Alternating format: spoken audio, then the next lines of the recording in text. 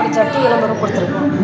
இந்த சட்டி விளம்பரம் உங்களுக்கு பிடிச்சிருந்தா லைக் பண்ணுங்கள், ஷேர் பண்ணுங்கள், கமெண்ட் பண்ணுங்கள். இந்த நாளை பிள்ளைங்களை சிரிக்கிறதுக்காக பேசலாம்.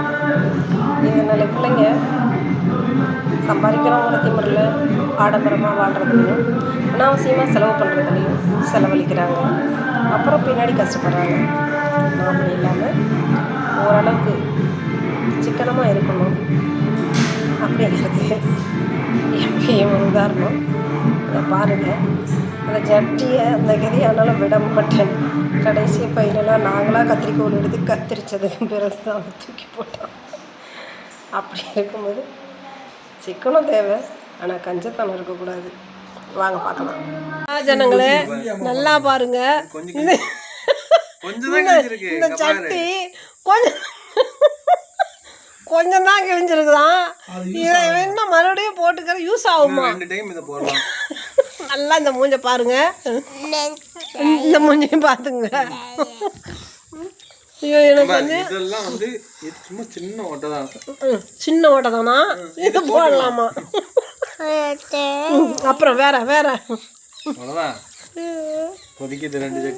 இப்போதைக்கு இது 2 சட்டியும் இன்னும் எத்தனை மாசத்துக்கு வரும்? இது இன்னும் 6 மாசம் ஆகும். சரி ரைட்டு. 6 மாசம் வரைக்கும் இதை வச்சு பார்த்து நல்லா கேட்டுங்க. சட்டி மட்டும் இருந்தா போதுமா? அங்கன்னு சொல்லுது பாரு. என்ன சொல்லு? தலையை தூக்கி பார்த்து சொல்லு. அந்த ஜெட்டை போட்டா காக்கா போட்டு சட்டி கழட்ட தேவையில்ல. ஆமா, அப்படியே போயிடலாம்.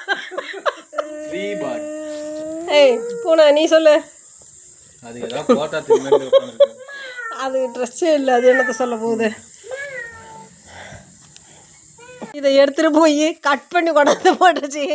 இவன் இதை கோமணமாக கூட கட்டிக்குவேன்னு விரிச்சு பார்க்குறான். இந்த வீடியோ உங்களுக்கு பிடிச்சிருந்தா லைக் பண்ணுங்க, ஷேர் பண்ணுங்க. உங்களுக்கு வேணும்னா கமெண்ட் பண்ணுங்க. நான் உங்களுக்கு கொரியர் பண்ணி பண்றேன். அரிய வகை சட்டி, ஒரே சட்டி, வேறெங்கும் கிளைகள் கிடையாது. சுடர்மணி சட்டி. சுடர்மணி தான்ப்பா, இது சுடர்மணி தான். சுடர்மணி ஜட்டி. ஆனா சுந்தர்மணின்னு போடு, அப்பதான் சுடர்மணி ஜட்டி. அட அதான அது சுடர்மணி சட்டி எப்படி இருக்குதுன்னு பாருங்க. இப்படி கிழிஞ்சு போற வரைக்கும் அதை போட்டுக்கலாங்க. எவ்வளவு நாள் உழைச்சிருக்கும் இது வாங்கி? எத்தனை வருஷம் ஆச்சு இது வாங்கி? இது ஒரு 7-8 மாசம் ஆச்சு. 1 வருஷத்துக்கான இன்வெஸ்ட்மெண்ட் இதுல இருக்கு.